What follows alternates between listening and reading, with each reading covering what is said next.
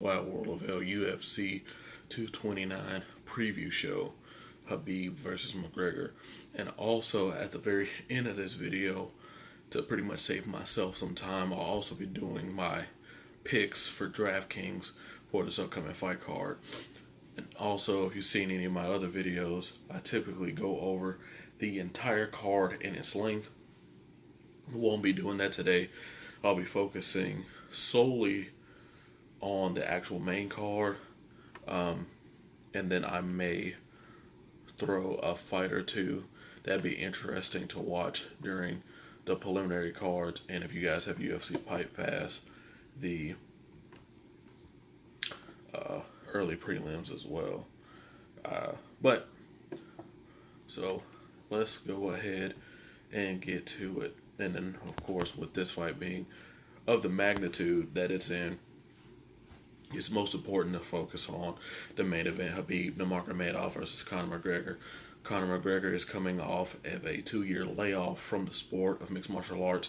He did compete in Floyd Mayweather against boxing last August, but he has not been seen inside of that octagon since November of 2016, where he ended up winning the UFC lightweight title that Khabib Nurmagomedov now has because of the UFC stripping him. Khabib Nurmagomedov, his name brings fear in a lot of the lightweights. He's 26-0. He has not more or less lost a round in the UFC and has probably have the most 10-8 rounds in the UFC history. No big surprise what his game plan is to take you down and to smash you either until you get TKO'd or you're submitted. If he has to drag you all the way to decision, he does that as well. So let's go past the victory for these guys. With Khabib, it's obvious he's going to be looking to initiate the takedown, initiate the body clinch, things that he does very well. And in certain ties where other people don't have different type of judo throws and trips, he has those. Now, how does he get that going against a southpaw? Since he is going against Conor, that means that their lead foot both will be facing each other. And Khabib has to respect the fact he doesn't want to have Conor's inside, his foot inside of Khabib's foot. Why is that? Because that leads him down a path to eating straight left hands all day long. So he wants to be able to make sure he is controlling that by keeping Conor's lead foot on the outside of his lead foot. That makes it a little bit tricky when it's coming to setting up his takedowns or things like that. If he wants to shoot outside singles or whatever he needs to do to initiate the clinch.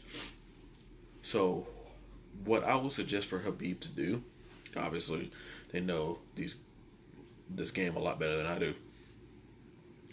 I would start off with a couple of kicks at that lead leg. So let's see how Conor reacts to being kicked in that leg, because Conor does throw a lot of kicks, especially to the body. He throws them to the head periodically, but mostly he throws at the body. Doesn't throw many leg kicks at all. And with Khabib, he may not even want to throw body kicks at all because he risks getting caught and getting taken down. So I would throw a couple kicks to the leg. Let's see how he responds to that. Then after that, of course, you got to use your boxing. You got to keep your head moving, different head fakes and things like that. And then when you got to go, you have to go.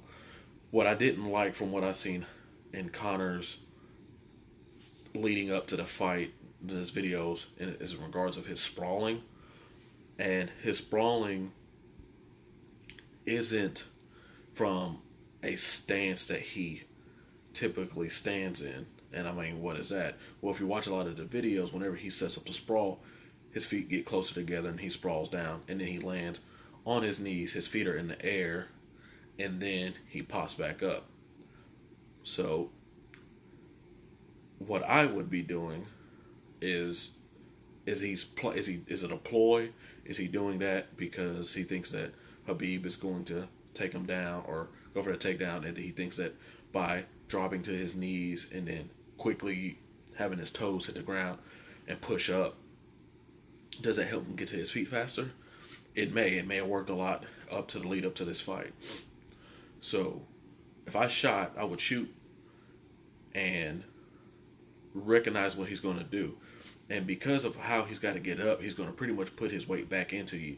Then you can go ahead and reshoot and then drive him against the fence, set up your body locks and your trips and your takedowns.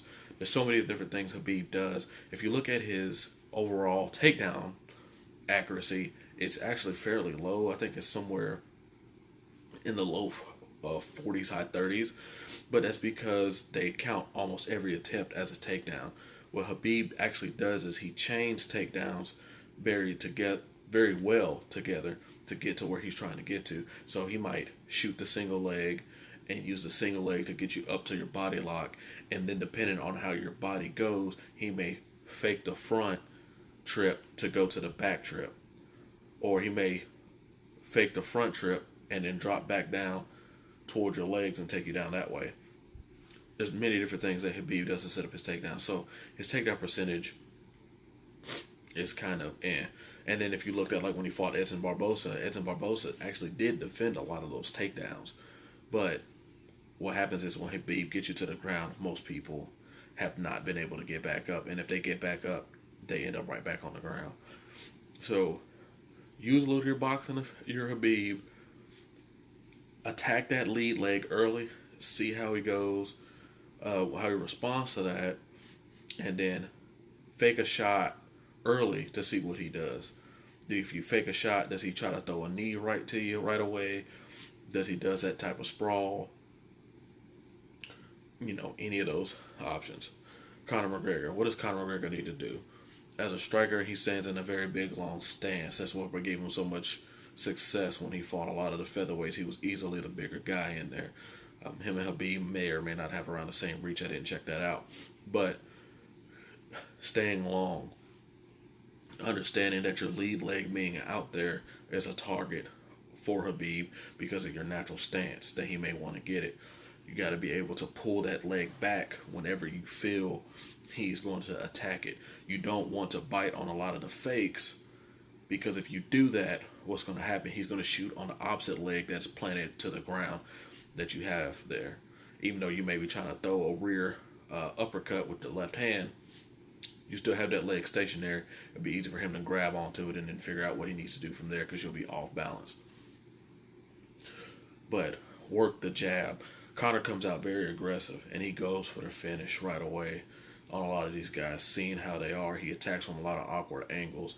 He does a lot of back and forth bouncing movement, and he angles off very well in regards to his strikes. Of course, like when you see when he fought Eddie Alvarez, he also knew that him hitting Eddie Alvarez with Eddie having that shorter reach, that he had to just slide back and Eddie would lean forward into getting hit with the shots, which is why he was getting tagged so much. So you have to try to figure out how you're going to bait Khabib into these takedowns. Are you going to be able to just sit there and stick and move? That's what I believe his path to actual victory is. It's not actually finishing him early unless the opportunity presents itself, but it's working the jab. Conor doesn't seem to throw his jab a lot. He likes to throw a lot of uppercuts and looping shots with his left hand. Why? Because that's his moneymaker. And he'll end up comboing off of his left hand once he sees as it lands. He has a good right hook behind it and a lead right uppercut with his right hand. So he throws those well. Like I said, he throws a lot of good body shots as well too. I take those body shots and throw them in the trash can for this fight. I wouldn't sit there and throw leg kicks to the body, because if you get caught, you got to worry about getting taken down. When you get taken down, what do you need to do? Obviously, dig an underhook, figure out how to get up. Khabib is habitual for going for the cross wrist to control you so you can't get up. And Khabib always looks to pass right away. He doesn't take you down, go to full guard, and stay there. Like when he fought Chad Mendes, and that's the reason why Conor, when he found an opportunity, he was able to stand up. Khabib is going to pass until he's in a position where he can grab the cross wrist, have control of you and control of your legs, where it takes your whole body to figure out how you're going to get up, and then he rains down shots. So Conor, if he gets taken down, of course, it's immediately looking to get up, but it's also not allowing to Khabib to pass right away. Khabib will look to pass as soon as they hit the ground to get to the position that he wants to get to. If he gets taken down, he's taken down, and if he sees the out, go for it. If not, reset, prevent the pass of Khabib, and then dig a underhook, get his feet on his hips, and then press up. Of course, he can throw elbows, sharp things like that to try to distract Khabib as he's trying to figure out his path up. You don't want to be with Khabib on the ground. Why? Because that's where Khabib wants to go. And as well as people believe Conor Jiu-Jitsu is, it's still here to be seen. He's not going to probably submit Khabib off of his back, even with training with Dylan Dennis and things like that. So Conor's path to victory, stay long, actually work his jab, try to make this go 5 rounds and not worry about finishing Khabib. If he finishes Khabib, that means he'll be too close. If he drops Khabib with anything, don't follow Khabib to the ground. Kick at his legs, do little petty stuff like that a lot of fighters do, and then figure out how to get back to the feet as soon as, or let him get back up. Don't sit there and get taken or fall into the game. Nate Diaz said when he fought Conor that Conor didn't actually knock him down those 3 times when they fought. He was getting hit with punches and fell on purpose because he thought Conor was going to rush to crowd him. If you watch any of Conor's fights, Conor drops people. He never rushes to the ground. He sits there and takes his time and methodically rains down his strikes, which means that he knows he does have, he knows what his limits in his jiu-jitsu are. And he is supposed to be a brown belt under John Kavanagh, but it has you sit there and think he never goes into anybody's guard. He never goes on the ground and works a lot of heavy ground and pound. He more or less stands there and rains down shots until he figures, okay, now it's time to back up, let's reset, and let me throw hands again. And so he may just be a really good guard player where he's on his back figuring out how to sweep and get back to his feet. That may be the basis of his game. Of course, not saying he don't have submissions, but that may be what he's doing. So, Conor, stay long. Like I said, use the jab. Prevent the initial pass attempt that Khabib is trying to do. Know that he's going to go for the cross wrist to try to control you and pin that arm to the ground. So, he's going to try to cross wrist control and do that. You want to block that first, prevent the cross wrist, reset, figure out how to go up. If you're Khabib, attack the lead leg, circle towards fake shooting on that lead leg, see how Conor responds. Is Conor throwing knees? Is Conor pulling that leg straight back? And then after you get a vibe for that, shoot in on them and then use it to initiate all of your type of clinches until you get to the positions where you want to pass immediately, get the cross wrist, things like that he does very well. Sliding down co-main, Tony Ferguson versus Anthony Pettis. Tony Ferguson, the former lightweight champion that got stripped after he got injured when he was supposed to fight Khabib back in April. Crazy things that the UFC does is fighting Anthony Pettis. Anthony Pettis won his last fight out by submission. He submitted Jim Miller, I do believe it is, off his back. You guys can fact check me on that. But I do believe it was Jim Miller off of his back. And Tony Ferguson, when he won the title, he submitted Kevin Lee off of his back. Both of these guys have great guards. Anthony Pettis is not looked at as good with his jiu-jitsu. Why? Because he gets taken down a lot. And he seems not to be able to do a lot of things with it. However, he has submitted people. He submitted Ben Henderson to win the title, to retain the title in the UFC, and he submitted Gilbert Melendez, both off of his back with arm bars, I do believe. He's no slouch on the ground. And, of course, standing, the Showtime kick. Everybody have seen those highlights before. And he has great taekwondo, staying long, using his kicks. And he throws his hands when he needs to. But his kicking is his game. And then submitting people off of his back. Tony Ferguson does it all well. Has good punches, elbows, knees, kicks. A lot of great submissions from a lot of angles. He has very long arms. Darce chokes are his favorite things to get, to snatch up on people who shoot in on him. Anthony Pettis is, of course, not going to shoot on him. So, Tony Ferguson, just coming off that major knee surgery, is how tested has that knee been? I don't know. Nobody knows. If you watch the open workouts and stuff, you see that Tony did a lot of great things to show that he didn't have any problems with his knee. Different jump rope techniques, showing his flexibility, how well he was able to stretch and do certain things. Anthony Pettis showed off a lot of highlight kicks and things like that. Anthony Pettis has been looking very confident all week long leading up to this fight. Believes he'll get this done pretty much without any problems. Tony Ferguson believes that he is the actual champ and he should have been champ. The UFC shouldn't have stripped him of the belt. Path to victory for Tony. Like I said, let's check this knee out. Don't do anything to put it in no immediate danger. It is his lead leg, so Anthony Pettis will be probably trying to kick at it. Anthony does have some good leg kicks, but get in Anthony Pettis' face. We know Anthony Pettis doesn't like to go against a lot of guys who wrestles him. When he fought like Eddie Alvarez, but Eddie Alvarez wasn't really able to take him down as much more than he just held him against the fence.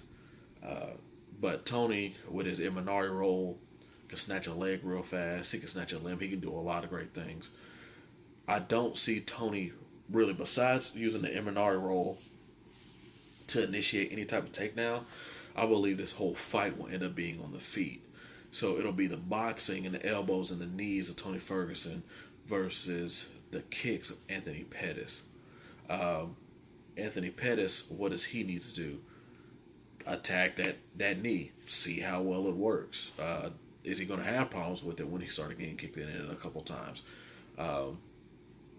Tony did 5 months off of this major knee surgery and he's back fighting already. Got cleared by the doctors, everything, which is amazing in its own right. Most of these UFC fighters are gone for a whole year when they have to have the type of surgery that Tony Ferguson has, which shows you what type of man he is. But Anthony Pettis attacked that lead leg. Attacking the body doesn't matter because Tony Ferguson has great cardio. Before Anthony Pettis lost, he did break his rib trying to grapple around with Dustin Poirier, who's fighting on UFC 230.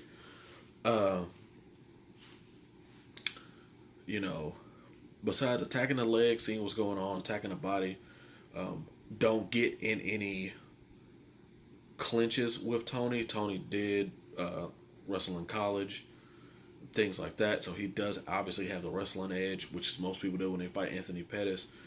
But Anthony, like I said, is very slick off his back, snatches stuff up quick, and people don't even see it coming. But staying long, forcing Tony to come to you, because Tony likes to bring the fight to people, and do whatever it is that you need to do to try to catch him. But everything starts off with attacking that lead leg. Ovince St. Preux versus Dominic Reyes. This fight is possibly, out of all of the fights that's on the main card, even though the next fight I'm finna mention is two hard-hitting heavyweights, this fight is probably going to be over in the fastest amount of time. And the reason why is Dominic Reyes has ran through everybody that the UFC has put in front of him. Hasn't had any real problems with anybody. Highlight kicks, highlight punches, just puts the whoop on them boys. Ovince St. Preux has been caught a couple times. That chin has been checked, but he does have great submissions. By great submissions, I mean the Von Flue choke that he hits on people all the time when they go for the guillotine, because he might have great shoulder pressure and got a very, very good tight squeeze. Played football for Tennessee. Gotta like him for that. Rocky Top. Path to victory for Dominic Reyes. Test Ovince's chin. These people are like, pretty much like this is really short. Test his chin, see what's going on out there. Throw these big heavy shots, see if Ovince can take your power. Ovince can knock people out going backwards. So, don't, if he rushes them, throwing them strikes, he has to worry about getting hit with the big left hand going backwards, because Ovince is a southpaw too, I do believe. So he's caught people all the time moving backwards and putting them to sleep. Ovince St. Preux show that you are the veteran in UFC. Um, he's ranked somewhere around the top 8, I do believe. Ovens is. This is Dominic Reyes is calling, coming out party for a lot of people who haven't seen him fight. Ovens, they put you up to, So what are you gonna do, Ovens? Stay long. He has a lot of great kicks. He's put people to sleep with head kicks, punches, submissions. Like I said, he's done it all. Try to wrestle Dominic a little bit. Let's see what his wrestling is like. And not just initiating a clinch. A lot of the guys, they initiate clinch for guys who are wrestle just to see how they respond to it. They do this in the gym all day. They know how to get away from it. Get him on his back. Let's see how Dominic is. What happens if you drag him to the 3rd round? Don't try to stand and bang and trade with him like Dominic is going to try to do to you. Sliding down to the next fight, Derek Lewis versus Alexander Volkov. Alexander Volkov, former M1 and Bellator heavyweight champion. Last time out, fought Fabricio Verdum, put Fabricio to sleep in the 4th round. Derek Lewis had that very terrible fight against, what's his name now, because he's irrelevant now, Francis Ngannou, back in July, which is a fight that I was really hyped for, and it seems like a lot of people we were hyped for nothing.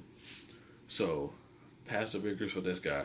Alexander Volkov, very tall, 6'7", 6'8", very long, has very good jiu-jitsu, very good striking, good cardio. He doesn't seem to ever really get tired, which is a good trait to have as a heavyweight, because a lot of heavyweights seem to get tired and they slow down. And like I said, he still had his KO power into the 4th round fighting Fabricio Verdum. So, work that jab, stay long. Derek Lewis has had a history of back problems. Attack that body. Attack him at the hips, hit the hip flexors. Anything you know that is, because it's lower. He has lower back issues. Anything that you know that's going to aggravate that lower back, throw those shots. If you throw a kick at Derek, you ain't got to worry about him taking down. He's going to try to stand with you and let them shots fly. Pretty much like what Derek Lewis did say coming to this fight. Derek Lewis, what does he need to do? He needs to stay within boxing range against Alexander Volkov. Throw, of course, a lot of them big looping shots like he does like to throw, but understand he's going to have something to come back.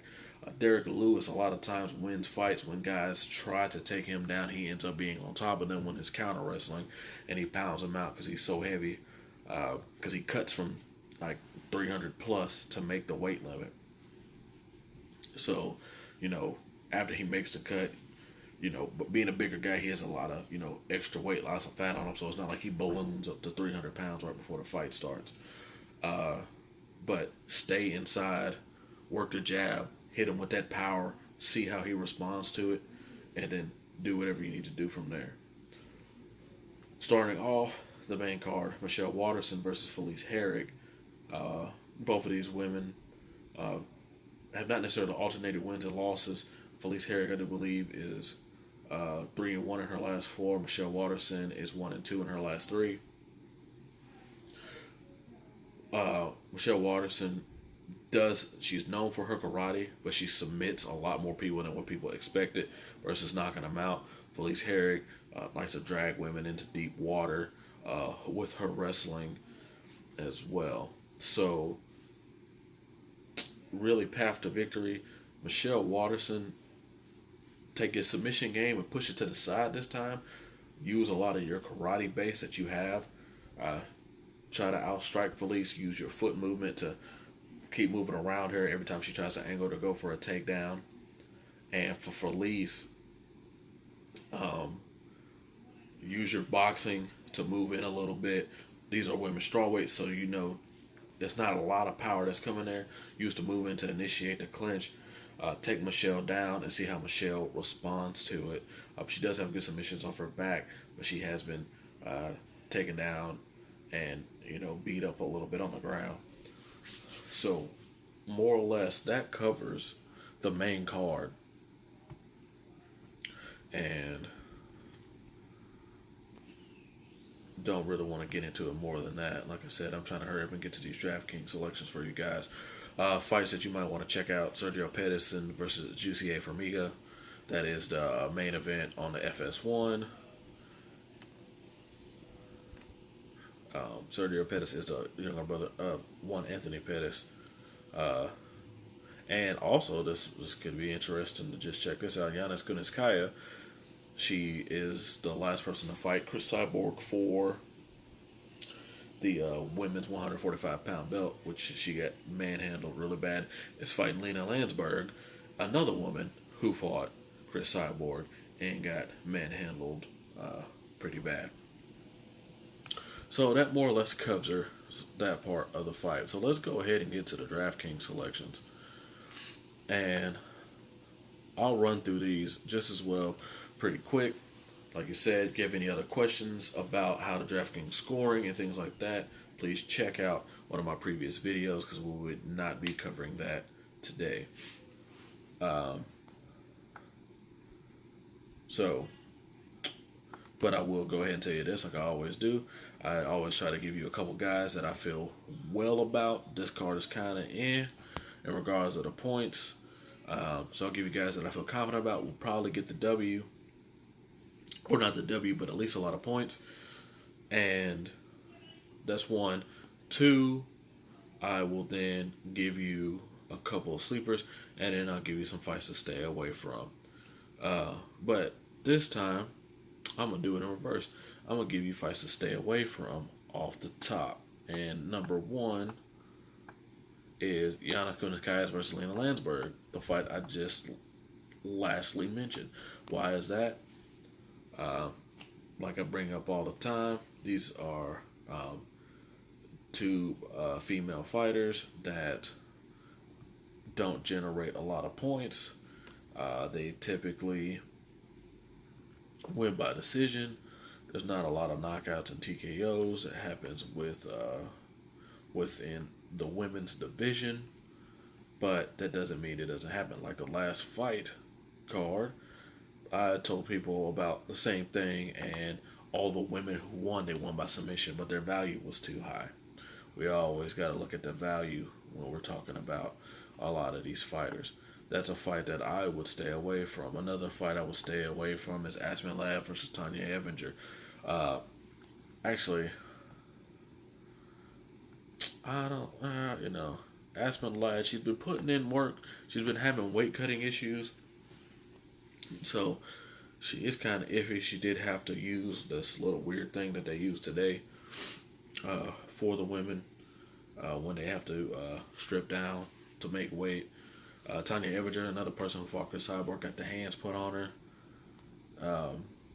This is another fight to me that this more or less screams decision because Tanya Evinger is really tough, and I don't really know enough about Giannis's durability to really think that there's going to be a lot of. They may have fought before. I think they have fought before in Invicta. But we shall see. That's a fight I'll stay away from. Another fight I stay away from is Ryan LaFleur versus Tony Martin. The reason why is both these guys are going to try to grapple and wrestle each other. Ryan LaFleur has not had a single stoppage in the UFC. If he wins this fight, he will break the record for most UFC wins without a stoppage. And that is something that the organization does not like at all. And those are them. Scott Holtzman versus Alan Patrick. Yeah, could be iffy. Might stay away from that one as well. As well as Gray Manor versus Nick Lentz. I'd stay away from that fight as well too. So, good fight fillers. Because like I said, I'm doing everything in reverse. A fight filler is something where I'm probably going to go high on a couple guys, and I need guys to fill me out in the middle. So, Ovince St. Preux is a big dog against Dominic Reyes. Why? Because Dominic Reyes has been putting everybody to sleep. He's $7,300. And most people will be like, he's $7,300 for a reason. For me, it's a reason to fill up my lineup. We have seen more from OSP than Dominic Reyes. And what happens if Dominic doesn't get to finish in the first round? OSP does have some durability. Not a lot, but he has some. And he's been shown to be able to finish people with his hands, feet, and submissions like I've mentioned before. Then, Another fight filler is Jussier Formiga versus Sergio Pettis. Jussier Formiga has really great Brazilian Jiu-Jitsu. Sergio is not like his brother Anthony. He has better takedown defense, but he does not have better submission defense. So, or not, I'm sorry, not submission defense. He doesn't have as many attacks off of his back as his older brother. So, Jussier Formiga is a good one. And then especially because this is the first time Sergio Pettis is getting a bump in pay. He's won all his most recent fights by decision in the UFC. So I would be choosing him. This ain't really a fight filler, but like I said, they got these people priced in certain ways, but it is what it is. This might be a stretch, and I'm willing to admit that this is a stretch. But Anthony Pettis, I believe this fight will probably go 3 rounds. Anthony Pettis may lose overall, but I believe these guys will do a lot of standing and trading, So if I'm loading up heavy with all the guys that's at the top, I would definitely go with Anthony Pettis. He's $6,900. He may end up actually being the steal, or this other fellow named Jaleel Turner, or Jalen Turner, however you say his name. Yeah, Jalen Turner. This is his UFC debut fighting Vicente Luque. Vicente Luque is another guy who has had power and submission threats. So he may be at 6,800. I don't know how well I feel about that. Vicente Luque, he knocked out Chad LaPriest his last fight. I didn't think he was going to be able to do that, but he finished him. Submitted Nico Price, and then he got whooped by Leon Edwards. So when you have a guy that's tough that stays in his face, he ain't had nothing for him. But Vicente Luque, the silent assassin, is always probably up for game. So if you pick Jalen Turner, I'm hoping it's because you picked a lot of big guys that you have like no doubt that they'll give you the points to put you in the money bracket. So with that being said, now we're going to go to the people I feel the best about. So Alexander Volkov versus Derek Lewis. Why do I feel that? Alexander Volkov has submitted people and knocked people out. His last time, 2 times out, he's knocked people out clean. He does a lot of good striking, and Derek Lewis is not going to try to wrestle him. Like when Alexander Volkov fought Tim Johnson tried to wrestle him the whole time, so his points were low. Anybody who stands in range like Derek Lewis is going to do, it's going to go in the favor of Alexander Volkov if he can eat those big shots. And he's 8,700, so that may decide if you want to go up and pick you a person like a Tony Ferguson that's at 93, or Vicente Luque that's at 94. And then a fight some people didn't think I was going to touch, because I've been getting asked about this for the past couple weeks, and I'm going to touch it. Khabib Nurmagomedov versus Conor McGregor. Pick Khabib. Khabib is 8,400. Great when you're looking to pick a lot of these fighters around. I think Khabib is going to win the fight, honestly. And so he wins. He wins big with points. He's not like a lot of these other people who use his style, who win like a Ryan LaFleur, but doesn't put the damage down or submits or finishes guys. Even when Khabib is not finishing, Khabib is still scoring in the hundreds of points because of how dominant he is.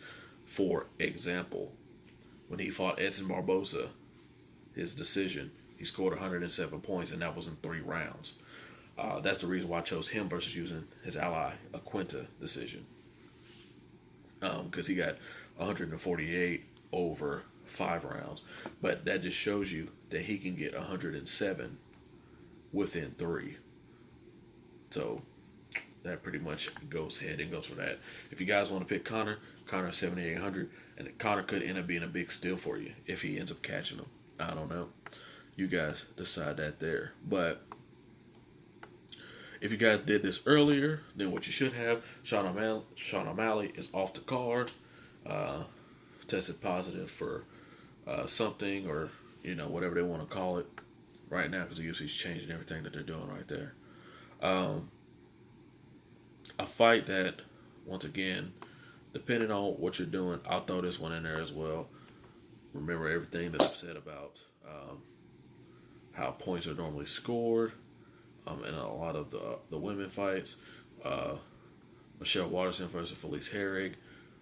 They may end up standing and trading a lot more on the ground to respect the grappling aspect. They do start off the pay-per-view. Could be a great fight. Could get you around 60, 70 points. That's what these women average anyway. Felice is 72, and Michelle Waterson 72. So they may still get you both of those. So thank everybody who took the time to check out the video. At the very bottom of the description, at the description box below, I will be dropping people who have helped me out. Nutrition Factory is like the shirt I'm wearing here, Middle Tennessee. Check them out. Even if you're not in Middle Tennessee, that's perfectly fine, because you can now go to nutritionfactory.com, factory spelled with a K, F-A-K, and get your stuff shipped over. Some of the lowest prices for all your workout supplement needs that you could need. The Advanced Watch Group, they have watches, they have sunglasses, hoodies are coming soon, wallets are coming soon, and they ship free. Can't beat a place with free shipping with great quality products.